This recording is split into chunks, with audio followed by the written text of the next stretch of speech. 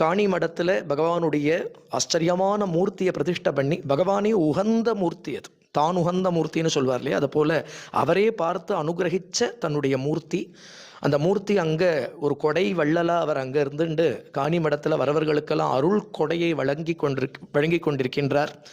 அங்கே போய் நாமம் சொல்லக்கூடியவர்கள் எல்லோருக்கும் ஆச்சரியமான பல அனுகிரகங்களை பண்ணிட்டு இருக்கார். நம்ம ஸ்ரீ பொன்காமராஜி அவர்களும் எல்லா இடங்கள்லையும் உலகம் முழுக்க போய் பகவானுடைய நாமத்தை விடாமல் கீர்த்தனம் பண்ணிட்டு இருக்கார். ஒரு பாகவத கோஷ்டியோட ஆச்சரியமாக பல இடங்களில் பிரயாணம் பண்ணி தன்னலம் பாராதபடி எங்கேயும் நாமத்தொண்டு, இதுதான் பெரிய தொண்டு, ஜீவன்களுக்கு கொண்டு நாமத்தை சேர்க்கறது தான்.